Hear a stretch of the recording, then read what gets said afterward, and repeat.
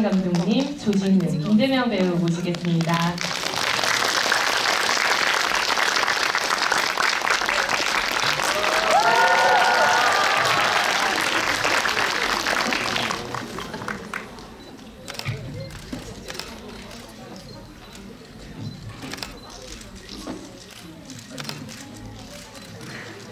먼저 인사 말씀 부탁드릴게요. 네, 안녕하세요.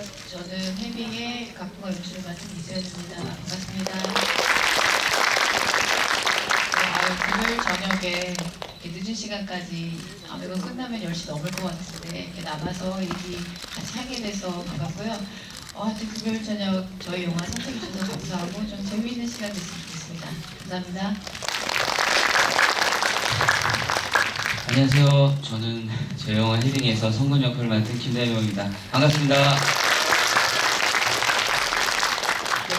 이렇게 늦은 시간에 저희 영화 선택해 주셔서 우선 감사드리고요.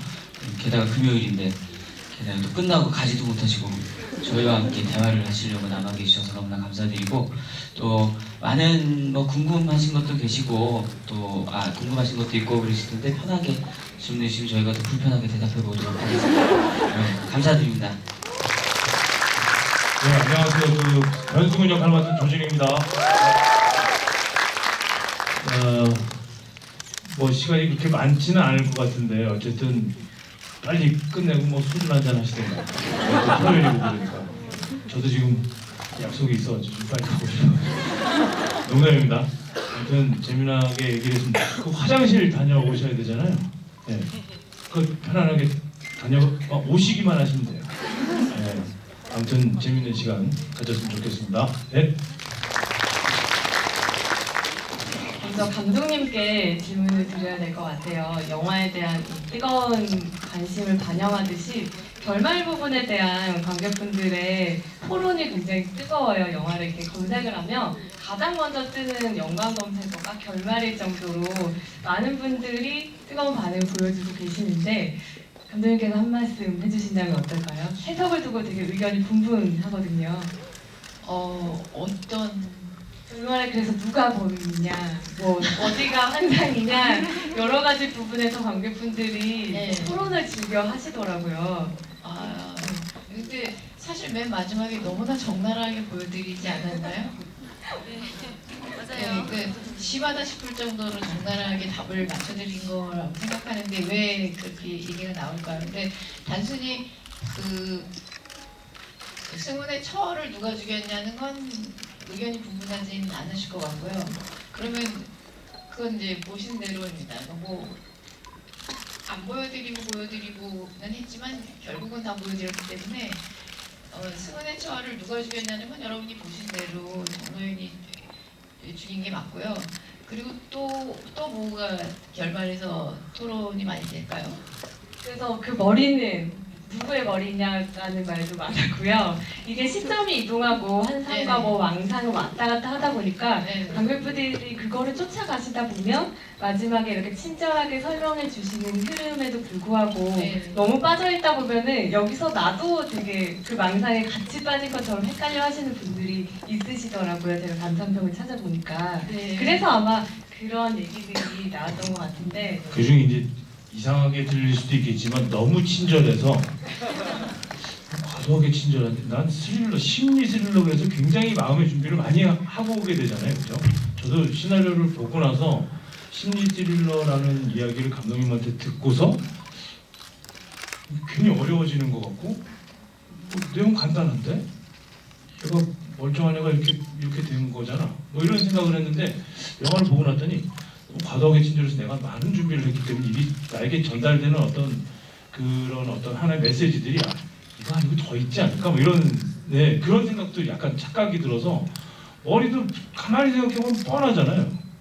그런데 내가 마음에 어떤 준비를 하고 나중에 영화가 끝나고 나서 이 영화를 소화시킬 시간에 돌이켜보면은 너무 많은 정보들이 있어서 이게 과연 정말 맞나 싶을 정도의 착각이 약간 드는 그래서 그런 정보가 있었던 것 같아요. 네, 근데 사실 그냥 따라가시면 되는데 이게 아닐 거야 라고 생각하셔서 그런 것 같아요.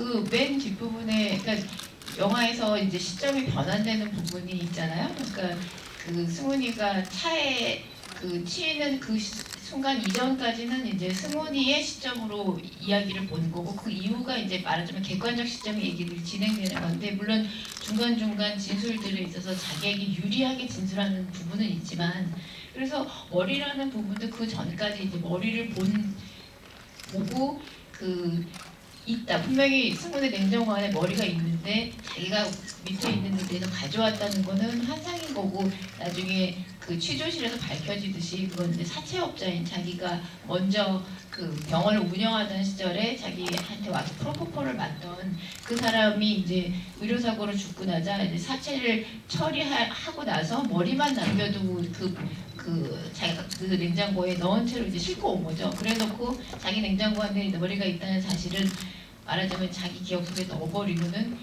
그런 일련의 이제 정로인 얘기부터 그런 것들이 있으면서 계속 남들이 나에게 어떤 위해를 가한다고 자기 안에 이렇게 눌러놓고 그 머리가 항상 방에 있으니까 그 공포심은 늘 가지고 있는데 그걸 애써 외면하고 있다가 그걸 이렇게 드러내면서 하는 과정이라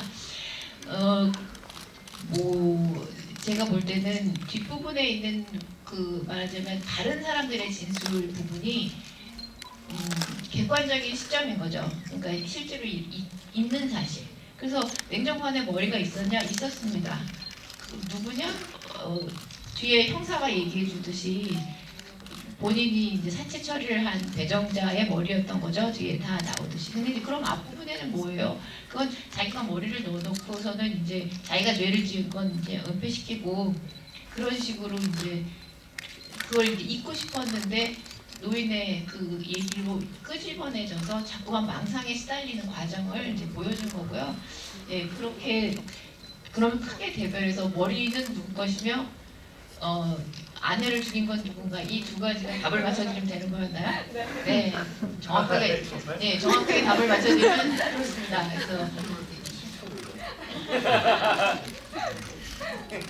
그래서 그렇게 얘기를 들으셨으니까 스포일러를 뿌리진 마시고요. 누군가 물어보면서 화를 내면 그건 그렇게 된 거라고 똑똑히 가르쳐 주시면 될 것 같아요.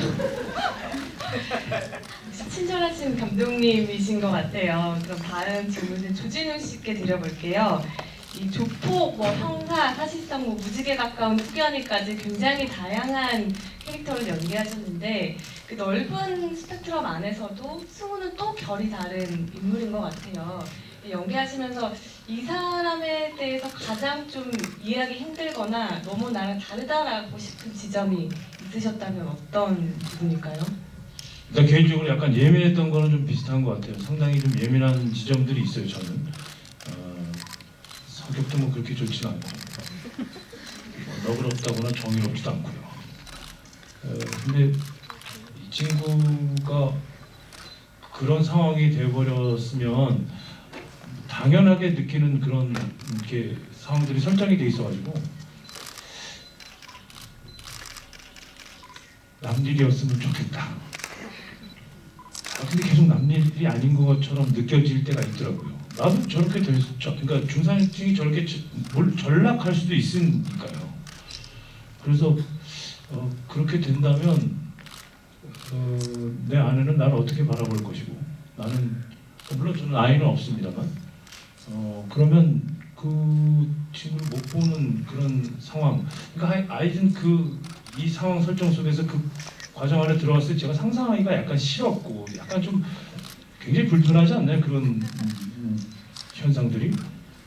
그래서 이거는 이 책이 가지고 있는 그런 거리들을 가지고 배우가 캐릭터를 입어서 약간의 어떤 그 느낌 안으로 들었을 공간 안에 그냥 한번 들어가 보는 게 훨씬 더 현명할 것 같다라는 생각을 많이 하게 됐고 실제로 그렇게 하면서 다른 여타의 어떤 상황이 주어지는 그런 반응에 대해서 사실은 좀 예민할 수밖에 없는 상황 설정들이잖아요. 그래서 그 부분을 이렇게 넌지시 그 리액션들이 조금 살아있으면 좋겠다. 그런 점에 좀 좋은 점을 쉽게 풀어 설명드리자면은 예전에 그러니까 끝까지 간다는 영화가 있었어요. 그 영화에서는 캐릭터가 상당히 제시적이죠. 앞에 드러나 있어요. 그 친구가 등장을 하는 것만으로도 상당한 기능적인 역할을 합니다. 그런데 가만히 보시면요, 그 캐릭터 안에는 이 친구를 설명하는 히스토리나 다른 부연 설명이 없어요. 그렇기 때문에 굉장히 기능적인 역할을 하는 거죠. 반면에 변승훈이라는 인물은 그럴 수가 없는 상황만 주어져 있고, 이 사람의 어떤 인물의 심리가 어떻게 흘러갈지에 대해서는 저도 어떻게 연기를 할지를 잘 모르니까 그것이 엮어져 왔을 때 물론 관통선은 있고 거기에 대한 뭐 플러스는 있습니다만은 그 안에서 이 사람의 어떤 심리들이 어떻게 변형되어야 될지, 실제로 작업을 하는 과정 속에서 어떤 콘티넨트가 이렇게 있을 때 그 안에서 그렇게 작용이 안 되는 경우도 있었어요. 네. 배우로서는 굉장히 독특한 경험이었고 그것을 표현해낼 때는 상당히 신명납니다. 네. 그래서 되게 재밌게 놀았었던 작업이 아니었나. 그 판을 뭐 감독님께서 이렇게 깔아주셨지만요. 대명 씨는 어떻게 얘기하셨나요? 굉장히 재밌었죠. 네, 굉장히 재밌었습니다.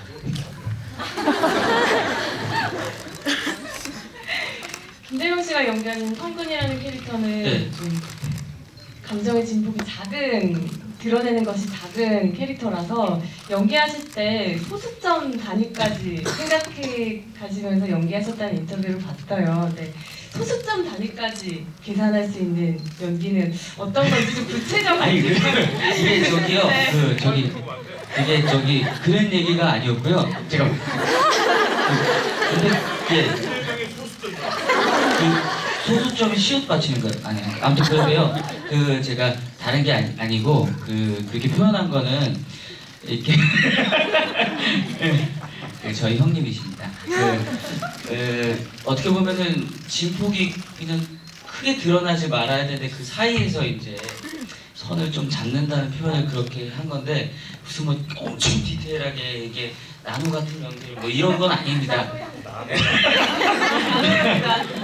아이고 주여. 근데 그런데요, 이렇게 그냥 쉽게 말해서 캐릭터가 화를 내면 그냥 크게 화를 낼 수 있고 또 뭐 눈물을 흘리면 크게 눈물을 흘릴 수 있는데 우리 영화 자체도 그렇고 제 캐릭터가 그거를 이렇게 안으로 먹는 부분들이 많이 있었어요. 드러나야 될 때를 좀 정확하게 드러내야 되는데 그게 이렇게 크게 이렇게 왔다 갔다가 아니고 그 안에서 미묘하게 작용을 해야 되기 때문에 그런 연기를 하려고 이제 많이 노력을 했습니다라는 뭐 이야기죠. 뭐 이렇게 소수점 단위로 어떻게 하겠어요 그런 거를. 여기까지입니다. 무엇을 적고 계시는 소수점을 적고 계시는 건가요?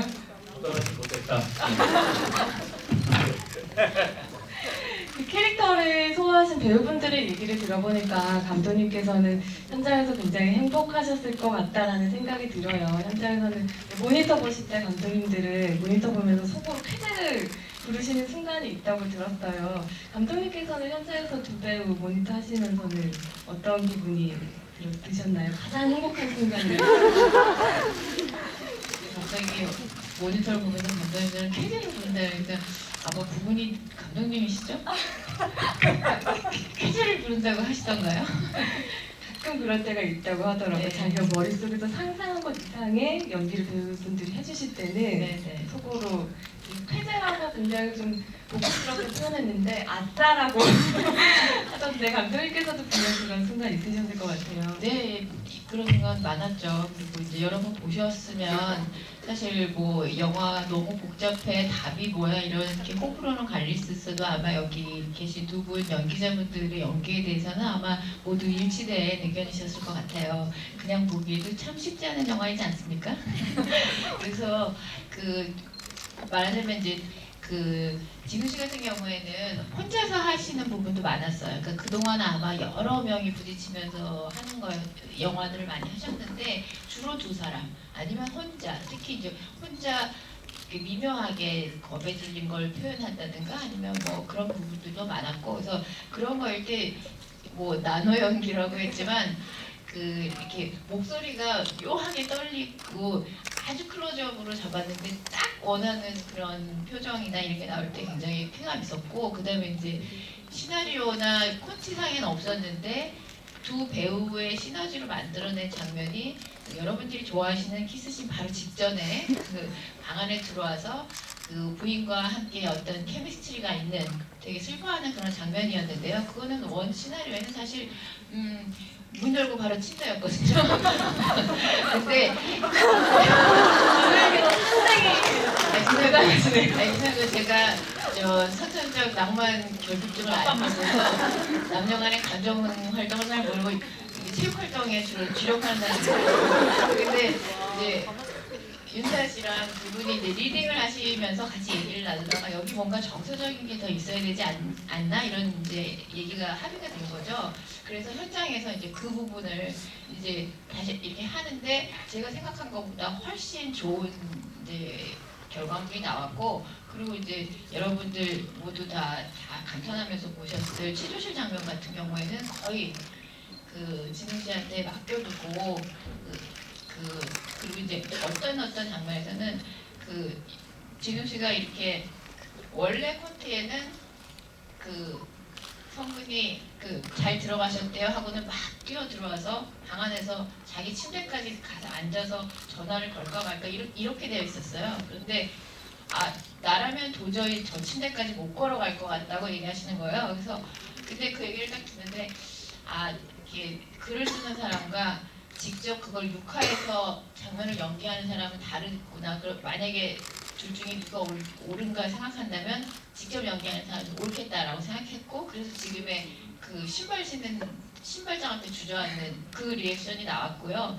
그러니까 원래는 그건 한참 방 안에 들어갔었어야 되는 거예요. 근데 나중에 편집하면서도 역시 배우가 옳았다라고 생각했었어요. 그래서 그런 부분이나 또 취조실에서 원래는 이렇게 여러 커트로 나뉘어져 있었던 아들 사진을 보고 눈물 흘리는 장면 같은 경우에 한 번에 하고 싶다고 그렇게 얘기하셨는데, 그 선택도 역시 배우의 선택이 옳았다고 생각 들고요. 그래서 제가 썼지만 쓰고 상상하고 콘티를 작성하지만 실제로 그 옷을 입는 배우의 느낌이 정답일 때가 있거든요. 그래서 그럴 때는 참 감탄스럽고 좋다고 느껴지고요. 대면 씨 같은 경우에는 그 현장에서도 그런 걸 느꼈지만 아주 짧은 대사에서 이펙트를 주면서 싹 변조해야 되는 부분들이 있어요. 그러니까 뭐 머리까지 다요. 그런데 왜요? 이렇게 하는 그게 있는데, 그런 거에서도 딱 생각한 것 같은 소수점 연기? 바로 그 연기? 네, 그런 부분들에서, 그리고 굉장히 어눌한 얘기하는 것 같다가 순간 탁 물어봐야 되는 부분들이 있잖아요. 그래서 여러분들이 다 흠칫흠칫 놀라게 하는 그런 부분에서 정말 정확하게 그렇게 해주신 거 있고, 그 다음에 뭐 다 그렇게 느끼실 것 같은데 엔딩의 이제 블랙박스 장면에서 이런 거죠. 이렇게 치고 정로에는 앉아있다. 그리고 아들이 와서 시체를 처리하다가 블랙박스를 보고 뛴다가 말하자면 다예요. 그러나 그걸 어떻게 할지는 온전히 대변 씨에게 맡겨진 거였고, 보시는 것처럼 원신 원컷이었거든요. 그래서 과연 어떻게 할까. 근데 이제 저희가 백그라운드 얘기는 한 거죠. 그는 언제쯤 아버지의 악행을 알고 있었을까. 자라면서 드러내서 물어보진 않았지만 어느 순간 알고는 있었을 때 소리내 말하지 않았을 것이다. 이런 것들, 그러니까 그런 것들에 대한 어떤 합의가 있는 상태에서 그 장면을 이렇게 표현해냈을 때 감독으로서 굉장히 그 고마운 마음이 들고 기쁘고 좀 그랬던 것 같아요. 치조실 씬 얘기를 안 할 수가 없을 것 같아요. 굉장히 어려운 씬이었을 것 같고, 저는 보면서 굉장히 영적인 에너지도 느껴진다라는 씬이었는데, 이 씬이 정말 조진웅이라는 배우가 이 작품을 선택했을 때 어떤 이유 중에 하나가 되지 않았을까 싶을 정도로 배우의 에너지가 오롯이 느껴지는 장면이었는데, 그 씬 찍을 때 현장 좀 어떠셨어요? 어려운 현장이었을 것 같은데. 아니요. 아까도 말씀드렸다시피 지금 이제 저는 대명 씨가 왜 소수점 얘기를 하는지 알 것 같아요. 그러니까 사실은 그 지점하고 많이 맞닿아 있는 게 뭐냐면 사실 아까 뭐 캐릭터에 대한 어떤 대비화된 어떤 설명을 드렸는데, 이번에 승훈이를 연기를 할 때는 외형적으로 보여지는 어떤 샤우팅이라든지 과도한 액션이 없어요. 그 대신에 이 안에서 움직이는 에너지의 어떤 증폭이라고 할까요? 그것은 사실은 상상을 초월할 정도로 굉장히 증폭이 큽니다. 왜냐하면 그 진폭이 크다는 이야기는 내 설명을 결단코 이 사람들은 믿어주지 않을 것이라는 걸 알기 때문에 그 많은 허점들이 내가 인식하고 있는 부분과 만약에 조금이라도 맞물려지게 된다면 전 무너지게 되니까요. 그런 숨소리나 그런 호흡들이 들키지 않기 위한 그런 그 과정을 꼭 이겨내야 되는 거죠. 그러니까 얼마나 많은 이 심도가 진폭이 크겠냐는 거죠. 그것이 결론적으로 카메라에 찍힌 모습을 보면 움직임이 거의 없죠. 그리고 많이 움직일 수도 없고 웃는다의 어떤 단계들도 굉장히 많이 나눠지는 것 같아요. 그 부분에 있어서 굉장히 디테일하게 그 감정도 그러나 그 안에서 에너지 진폭은 굉장히 심하기 때문에 이거는 이제 어떤 장면에 들어갔을 때 배우로서는 엄청 신명나고 막 너무 재밌는 거예요. 제가 그 캐릭터를 연기하는 배우로서의 입장은 작업을 하는 과정은 이제 그 지점은 분명히 스크립트에 나와 있으니까요. 그거대로 분명히 진행을 해야 되는 거고 그리고 이제 조금 도움을 주십사 뭐 이런 얘기는 강님 뭐 한 번에 할까요? 뭐 어떻게 할까요?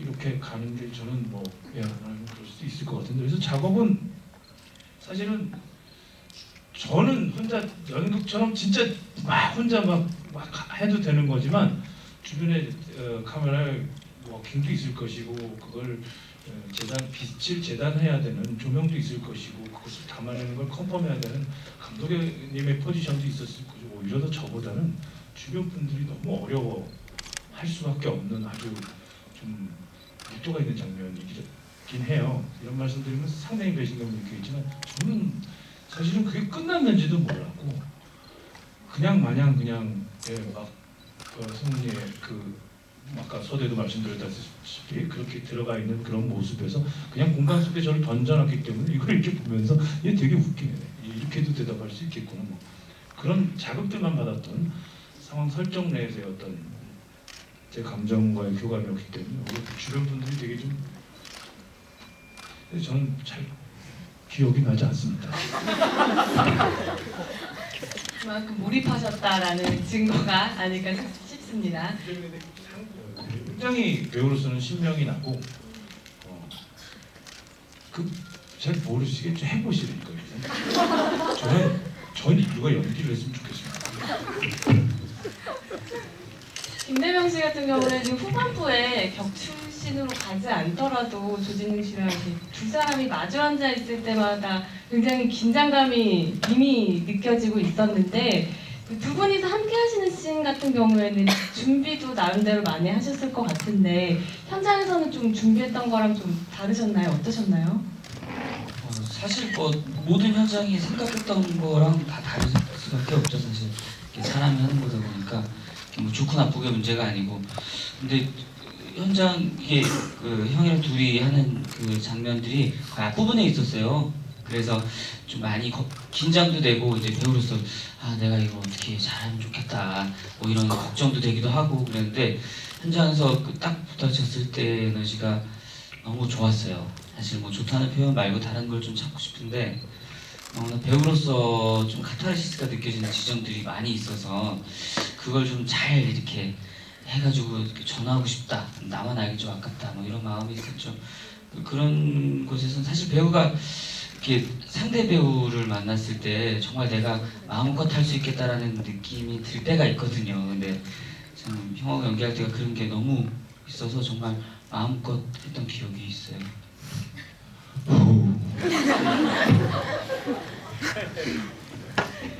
영화에서는 굉장히 살벌함이 느껴지는 캐릭터들이었지만 현장에서는 굉장히 호흡도 좋으시고 정도 많이 드셨던 것 같아요. 조진웅 씨 요새 인터뷰하신 거 찾아보면 김대명 씨에 대한 칭찬이 굉장히 많으시고 또 보호해주고 싶다고 누가 해를 가려고 하면 보호하고 싶을 정도다라고 말씀하시면서 애정을 드러내시던데 보호 본능을 자극하시는 타입인가요? 김대명 씨께서? 이 친구가 보통 사람 어떠냐 그러면 착해 뭐 이 정도잖아요. 넘어서는 그 선함이 있거든요. 이런 말씀을 드리고 좀 뭐하지만 야, 다음에 형이랑 오늘은 술 한잔 하자. 예, 형. 뭐 무슨 술 하면서 뭐 이렇게 얘기하는데 원래 말투가 이런 건지 아니면 진짜 선하고 이렇잖아요. 그래서 되게 착한 것 같아요. 아, 형, 저 뭐 아닙니다. 뭐 이러잖아요. 보통 할 수 있는 수순의 대화예요. 그러다가 그랬죠. 다음 술자리에서도 변함없이 그런 착한 모습을 보이길래 그냥 농담처럼 물어. 너는 지금까지 지내면서 가장 일탈한 적이 뭐야? 형은 예를 들자면 이런 건 있단다. 넌 어떠니? 라고 얘기했을 때 이 친구가 뭐라 그랬냐면 한참 고민하더니 야 이런 거를 막 이러는 걸 형한테는 얘기해도 된가? 형 다 이해해. 뭐가 있니? 연극영화과 간 거요 라고 얘기했어요.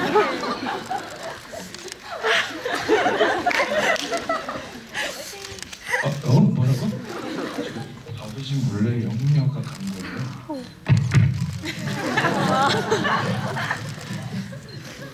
야 그래도 막 그게 안 나오고 어떻게 그만 마시고 일어나. 형이 너한테 뭔가를 굉장히 잘못하고 있는 거야. 아니야 형 괜찮아요. 근데 그때서부터 정말 제가 인식 자체가 이 친구는 정말 연기를 하는 친구였고 그런 역할을 연기를 하는 물론 그렇겠죠. 뭐 저도 악역을 한다고 해도 그렇게 나쁜 놈일까요? 그렇지 않은데 어쨌든 그때 제가 그걸 느끼면서 정말 이 친구는 정말 선한. 그래서 이 에너지를 저도 이 선한 기운 저도 그런 부분들을 좀 나름 좀 배우면서 살아야겠구나 해서 누가 해코지 하면 이렇게 막아주고 싶고 그런 그 얘기였던 것 같아요. 이게 두 분의 훈훈함이 느껴지는데 사실 영화는 굉장히 날카로운 영화예요. 스릴러의 형태를 취하고 있지만 굉장히 날카롭게 찌르는 데가 있는 사회 고발극이기도 하고요. 잘 만든 공포물은 그 동시대의 불안이나 이렇게 좀 동적인 징후들을 반영하기 마련인데 해빙도 그랬던 것 같아요. 감독님께서 이 이야기를 좀 구상하실 때 영향을 미쳤거나 생각하게 만들었던 실제 사건이라던가 사회적으로 봤을 때 이건 좀 문제점이었던 것 같다라는 부분이 있을까요? 여러 보도자료나 제작 발표회 같은 데서 얘기했던 그냥 구체적으로 시작하게 된 계기 같은 건 사실 그런 게 아니잖아요. 그때 이제 그건 그냥 소재에 불과하고요. 근데 사실 이 이야기가 이제 추락하는 중산층에 관한 이야기 그리고 이런 거가 된 이유는 구체적으로 딱 어떤 사건이었다기보다는 갑자기 사실 예전 같으면 일어나지 않았거나 이해할 수 없는 중산층 범죄가 갑자기 늘어나고 있다는 거가 제 피부에 와닿고 그게 어떤 우리 사회에 뭔가가 일어나고 있다는 시그널처럼 느껴졌어요. 그리고 이제 개인 병원을 하시는 분들이 말하자면 예전 같으면 사자 붙은 직업이라는 거에 직업의 안정성에는 지위가 굉장히 높았죠. 근데 어느 순간 개인 병원을 하시는 분들은 그냥 치킨집 사장님이나 별다를 바가 없어졌죠. 그리고 근데 이제 그분들이 느끼는 어떤 박탈감이라든가 이런 거가 단순히 경제적인 지위가 떨어지는 것뿐만이 아니라 자기가 속해 있던 어떤 사회적 지위가 조금 남달랐고 그걸 향해서 바라보고 오다가 이제는 임대료를 못 내면 추락하는 것이 거의 치킨집 사장님이나 거의 비슷한 수준으로. 그래서 의사라고 하면 어떤 식의 존경을 받는 게 많이 배워서도 있겠지만 어떤 의료인으로서의 윤리 같은 거를 기대하는 게 있잖아요 저희가. 근데 어느 순간 그분들이 그걸 저버리고 돈벌이에 급한 일을 해야지만 그 임대료를 내고 병원을 유지하는 이런 일들이 일어나면서 치과의사분들이 굉장히 자살 많이 하는 일들도 많이 생겼었고요 그 당시에. 그러니까 임대료를 못 내서. 그리고 사실 지금 여러분이 보시는 김영재 의원이나 이런 사람들도 우리가 그들을 의료인이라고 이제 더 이상 존경의 눈으로 볼 수 없는.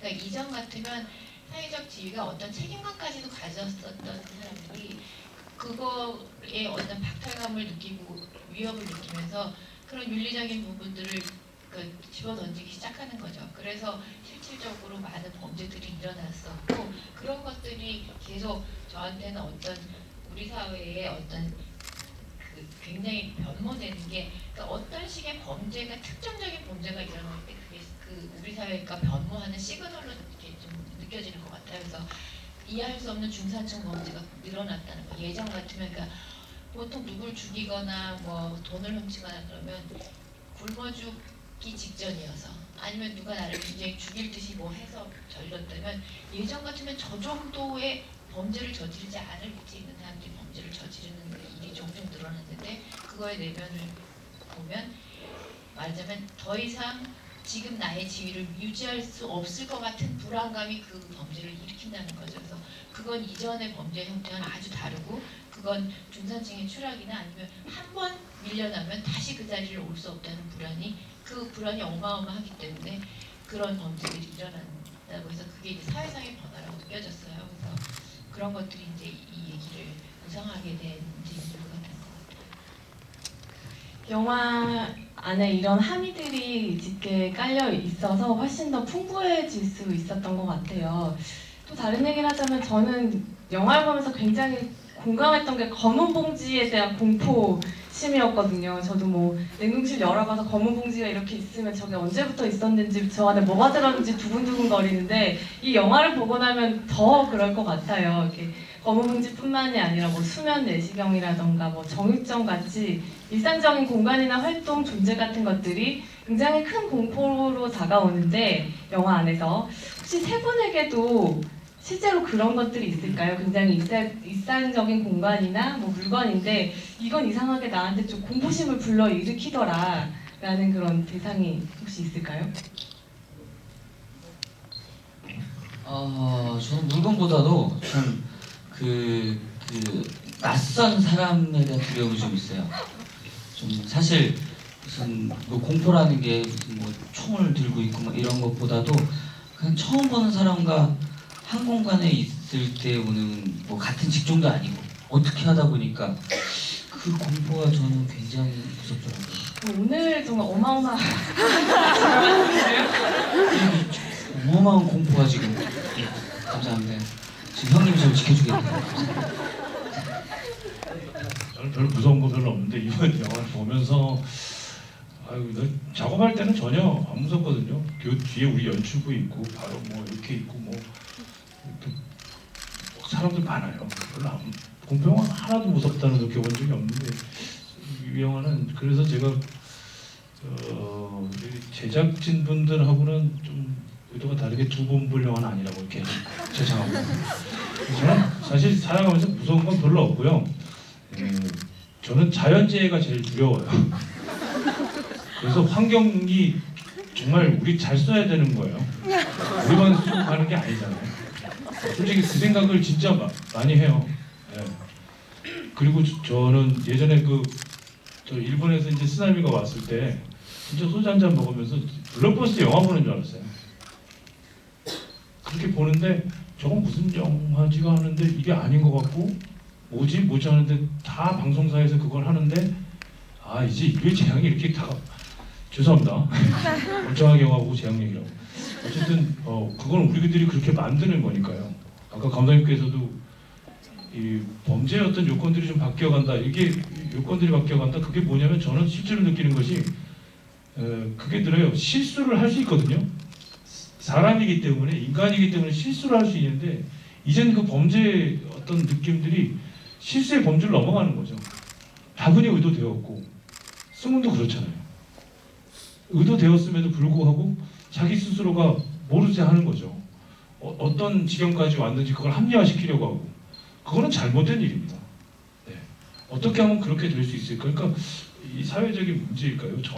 제 스스로 가지는 느낌일까요? 그게 비슷한 여건으로 사람의 심리건 자연 환경이건 그렇게 좀 변모해가는 모습이 상당히 안타깝죠. 그래서 잘 사용합시다. 네, 배우분들하고 감독님 말씀하신 거 굉장히 집중해서 듣고 계신 관객분들 분위기가 느껴지는데요. 그럼 저희가 관객분들 질문을 한번 받아보도록 할게요. 손을 들어주시면 저희 스태프께서 마이크 전달해 드리도록 하겠습니다. 조진웅 씨가 한 분 선정해 주실까요? 육성으로 말씀하셔도 돼요.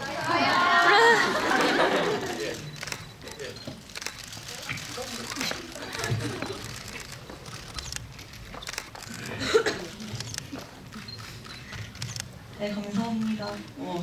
우선 영화 되게 잘 봤고요. 조진웅 배우님한테 질문 있는데요.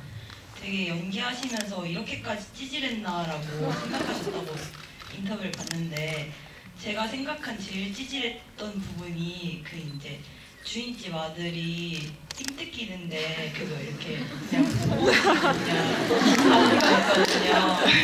근데 만약에 실제로 주인집 아들 이제 주인집한테 고기도 얻어먹고 그랬는데 주인집 아들이 그러고 있어요. 그러면 어떻게 실제로 하실 건지. 맡고 있는 걸 보고 있는 거야? 아니면 제가 맡고 있는 거야? 아 보고 있는 거예요. 아, 요즘 시대 청소년들에게 다가가라. 아, 저에게는 굉장히 큰 무기가 있습니다. 신고하면 됩니다. 네. 여러분, 특히 중년을 넘기신 선배님들, 선생님들 계시죠? 신고하시면 됩니다. 네.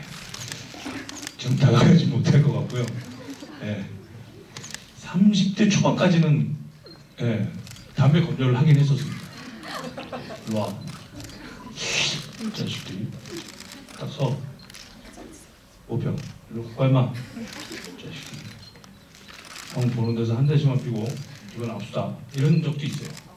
예. 왜냐면 예전에 저희 어머님이 가게가 뭐 고등학교 앞에서 해가지고 학생들이 그렇게 많았어요. 그런데 지금은 확인이요? 어불성설입니다. 30대 후반에 한번 본질적으로 나오는 그런 모습들이 있잖아요. 학생들 순간 내가 뭐 하는 짓이지? 이걸 이렇게 바꿀 수도 없고 학생들 뭐 피니? 이러는 거지. 그래 봐야겠어. 그게 괜찮더라. 그래? 나는 괜찮다. 그랬어. 큰일 날 뻔했었던. 용기도 많이 없어지고요. 그래서 저는 신고를 하겠습니다. 승막 좀 비슷하다고 느낄 수도 있겠네요. 그냥 이렇게 조용히 돌아가시는 부분은 좀 비슷하다고도 느껴지는데 다음 질문하실 분은 김재명 씨께서 네 선정해 주세요. 그 남자분.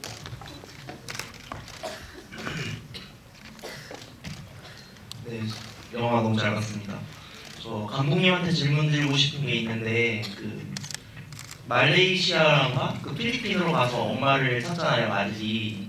그 다음에 막 몰래 카메라를 설치한 다음에 막 시체를 그 반지를 보여주면서 약간 일부러 반전을 더 누리려고 그 앞에 장면을 넣은 건지 필리핀에 가가지고 아들을 만나는 장면을 넣은 건지 일단 궁금하고요. 그 다음에 그 간호사 분도 어떤 면에서 보면 약간 중성층보다 약간 아래인 약간 하층민 같은 것 같은데 그 프로폴을 팔아가지고 약간 그 가방 같은 걸 얻으면서 약간 자기의 물질주의적인 만족을 위해서 거짓말도 하고 막 악랄한 짓을 하는데 뭔가 마지막에 벌을 안 받고 끝나는 것 같아서 좀 아쉬움이 남았는데요. 혹시 일부러 의도해서 그런 캐릭터를 벌 안 받고 하게 남겨둔 건지 궁금합니다. 네, 그 필리핀 장면 같은 경우에 지금 말씀하신 것처럼 필리핀 장면에는 두 가지 이제 기능이 있어요. 말씀하신 것처럼 이제 그쯤 되면 이제 영화는 승훈이 아내까지 죽인 거이고 모두 다들 그 다른 사람들은 무죄구나라고 이제 마음을 놓고 그 장면이 마치 모든 이야기 에필로그처럼 그래서 모두 따뜻하게 살았다더라 이렇게 관객들이 좀 마음을 놓으시라고. 왜냐면 이제 뒤에 한 방 더 쳐드려야 되기 때문에 제가 보기 맞는 건가요? 혼자버리 나오고 그 뒤에 조금 충격적인 장면 전에 일단 정서적인 휴지기가 필요하다고 생각했거든요. 그러니까 완전히 마음을 놓으시라고.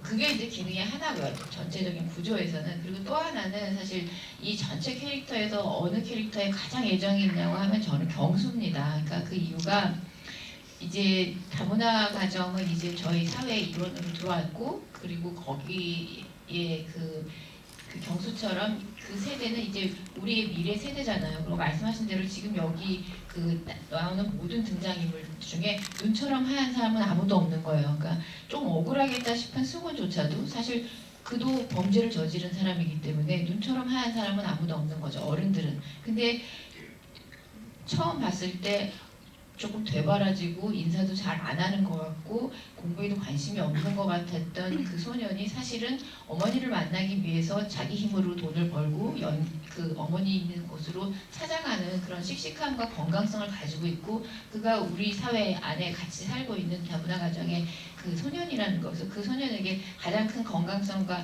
희망을 제가 갖고 있기 때문에 사실 그 장면이 해외 로케도 했어야 됐고 말씀하신 대로 없어도 되는 거 아니야 이런 얘기 굉장히 많았는데 제가 꼭 지키고 싶었던 장면이고 그리고 그 소년의 캐릭터가 그 말씀하신 대로 아무도 죄 지었는데 벌 받지 않는 지금 이 영화의 일종의 이제 지옥도 안에서 유일하게 제가 희망을 그 실어 놓은 그 캐릭터라서 그 장면이 저에겐 꼭 필요했습니다. 만약에 그 장면이 없었으면 그 이주 노동자나 그 다문화 가정의 사람들을 어떤 범죄의 희생자 혹은 잠재적 범죄자 두 가지로만 그리고 있는 영화들에서 늘 죄책감을 느끼는데 거기서 저도 벗어날 수 없었을 거라고 생각하고요. 그래서 그 장면은 이제 감독으로서 꼭 그 지키고 싶었던 건데 말씀하신 대로 두 가지 기능이 있었고요. 그 다음에 이제 미연 같은 경우에 그 벌을 안 받았다는데 사실 미연만 벌을 안 받은 게 아니죠. 다 안 받았죠. 그러니까 승훈만이 말하자면 자기가 한 범죄와 저지르지 않은 범죄 두 가지로 일종의 단죄를 받을 것으로 예상되는 그렇게 됐지 사실 모두에게 뭐 성군도 마찬가지고 정노인도 마찬가지고 거기 누구도 단죄받지 않았죠. 그래서 그것만이 찝찝하셨다면 유난히 그 캐릭터에 대해서 반감이 있으셨는지 잘 모르겠는데요. 네, 저는 그렇게 생각합니다. 사실 그 단죄받는 사람보다는 그렇지 않은 사람과 우리 모두 다 그 선하고 악한 것보다는 어떤 입장 차에 따라서 내 생존을 위해 남을 내 이야기를 꾸며내는 거 우리 모두 하고 있지 않은가 지금 그런 의미에서 그런 식의 지금과 같은 결말이 내이르렀습니다. 그 영화의 배경이 경기도였던 신도시인데 이 공간이나 뭐 여기에 등장하는 캐릭터들이 다 상징하는 것들이 한국 사회를 대표하는 욕망이었던 것 같아요. 미연의 뭐 명품백이라던가 강남에서 몰락해서 신도시로 온 승훈도 그렇고 또 신도시도 여기저기 아파트를 짓고 있는 모습이 적나라하게 나오는데 그것만큼 지금 가장 한국적인 욕망은 또 없는 것 같거든요. 그런 상징성들을 다 가지고 있었던 캐릭터였던 것 같아요.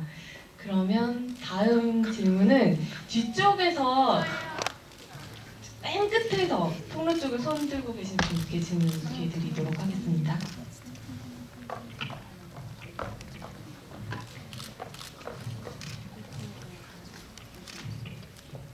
네, 영화 잘 봤습니다.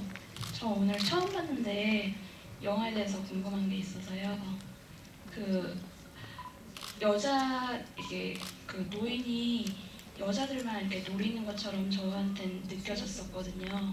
근데 그 원인 같은 거가 이렇게 영화 안에서 설명이 안 되어 있고 그냥 넘어간 것 같아서 그 이유에 대해서 궁금합니다. 사실 많은 연쇄살인을 저지르는 사람들이 이제 여자를 타겟으로 삼죠. 그래서 그리고 지금 여자만을 타겟으로 삼는 것처럼 느껴졌다라고 하셔서 조금 감사한 부분이 있어요. 그렇게 여자만 죽였다라고 어디에도 묘사한 적은 없는데 일단 뭐 아내가 사라졌다는 것도 그렇고 그다음에 사실 그렇게 느껴지게끔 했던 장면은 신구 선생님이 그 간호사가 막 투덜거리는데 바지를 일부러 확 내리는 그 장면이었거든요. 그러니까 거기에서 이제 말하자면 간호사의 당혹감보다는 이 늙은 살인마가 어떻게 그 생각을 가지고 있었을까 특히 이제 여성에게 그렇게 했을 거라는 그 느낌까지도 그런 코드까지 줬으면 하는 느낌에서 이제 그 장면이 구성됐는데 근데 이제 말씀하신 대로 사실 영화에서 모든 것을 설명할 수는 저는 없다고 생각해요. 어떤 점에 어떤 것들은 이미 우리가 사회적으로 알고 있는 그냥 그 합의되거나 상식선이나 이렇게 해서 들어와야 되고 어떤 것들은 특별히 이 영화에서 반드시 설명되어야 될 부분이 있다고 생각하는데요. 이 영화가 연쇄살인의 연원을 따지거나 아니면 원인을 따지는 영화가 아니라 우리 이미 다 알고 있는 화상 연쇄살인이라든가 아니면 유영철이라든가 뭐 이미 우리가 많이 알고 있는 연쇄살인범들이 왜 여자를 주로 타깃으로 하는지는 이제 좀 알고 계시죠. 그 신체적으로도 유약하기도 하고 그 사람들이 어떤 성적 판타지가 있기도 하고 근데 그 부분을 다루는 건 아니었기 때문에 우리가 익히 알고 있는 그 전제를 그냥 깔고 들어온 것이고요. 근데 그래서 이제 그 부분에 대해서는 설명할 수 없는 그러니까 설명할 필요도 약간은 없고 그것까지 설명할 해서는 이제 많은 어떤 전제들을 다 가져갈 수는 없었고 그것이 목적이 아니었기 때문에 일단 그렇게 됐는데 그래도 그 여러 가지 장면에서 그런 느낌을 받으셨다면 좀 쓴 입장에서는 좀 감사한 일인 것 같습니다. 좋은 질문 드립니다. 아 예. 아마 시간 때문에 마지막 질문이 될 것 같은데 네 분들께 마지막 질문을 할 감독님께서 여기 가슴 치시는 분이 계시다고 해서 그분께 기회를 드리도록 저희 하겠습니다. 집에 가서 막 이렇게 치실 것 같아서.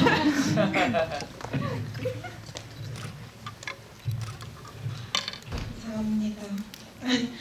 다른 게 아니라 영화 정말 잘 봤는데요, 감독님. 그 승훈이 처음 조경환을 직면하고 대화하는 장면 있잖아요. 그 씬에서 조경환이 처음에 이제 얘기를 할 때 계속 거울에 비친 조경환을 앵글에 담으시더라고요. 근데 그게 그러니까 이 사람이 실제가 아님을 심어주기 위했던 건지 아니면 다른 의도가 있었던 건지 그 다음에 그 자리에 그러니까 조경환이 아닌 실제 그 승훈의 선배가 있었던 건지도 궁금해요.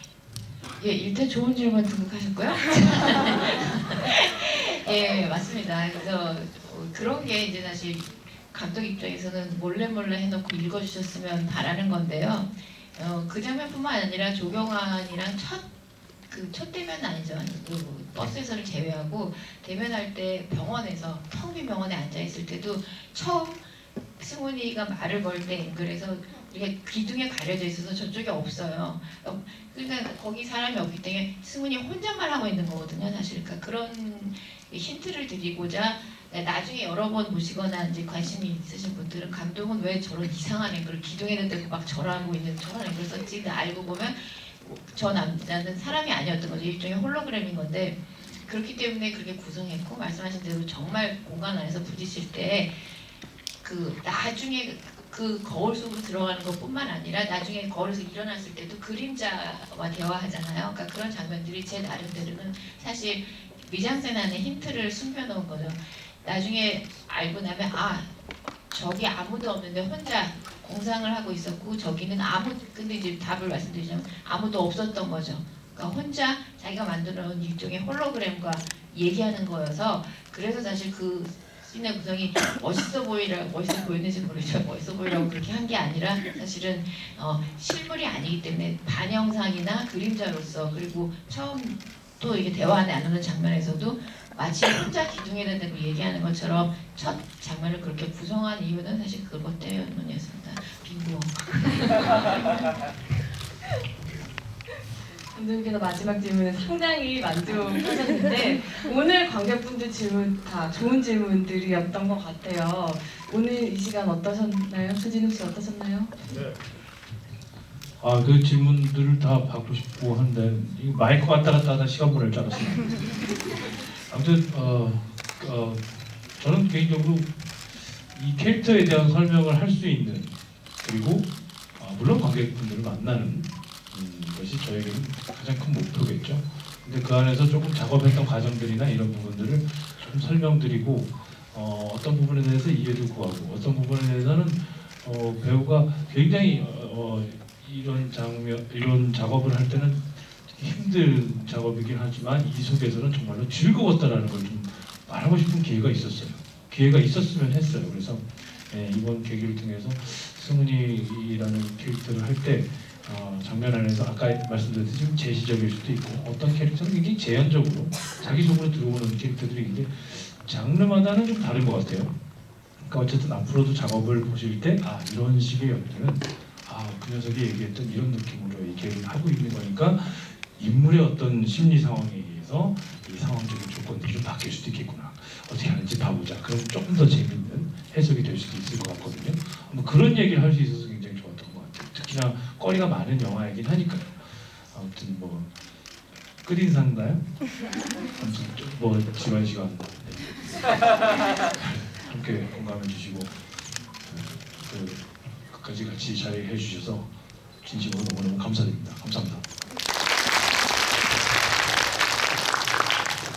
예, 우선 뭐 다른 것보다도 지금 시간이 10시 반인데 이렇게 영화 끝나고 1시간 정도 또 이렇게 같이 이야기를 나눠주셔서 너무나 감사드리고요.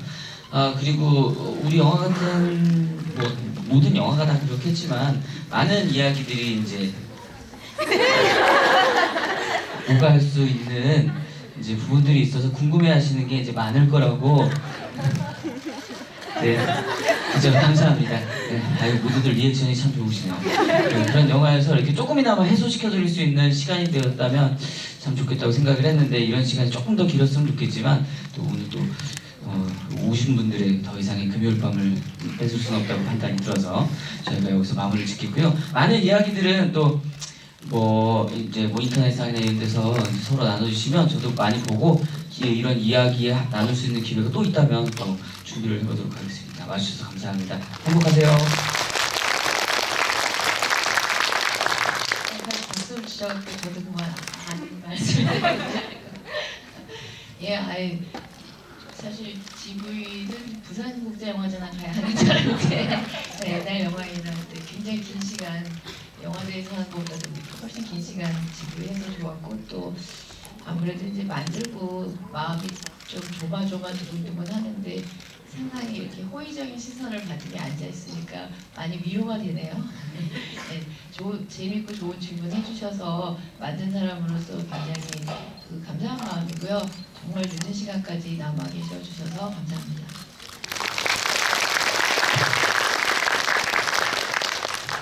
네, 늦은 시간까지 함께 해주셔서 감사하고요. 영화 해빙 딱 눈이 녹을 때쯤 알맞게 찾아온 것 같아요. 이 영화 오랫동안 극장에서 볼 수 있도록 많은 응원 부탁드리고요. 아마 오늘 비하인드 스토리 설명 들으신 분들은 영화를 한 번 더 보시면 이 장면은 이랬지 저 장면은 저랬지 이러면서 훨씬 더 재미있으실 것 같아요. 내일 볼 거예요. 내일 볼 늦은 거예요. 시간까지 함께 해주셔서 감사하고요. 조심히 돌아가세요.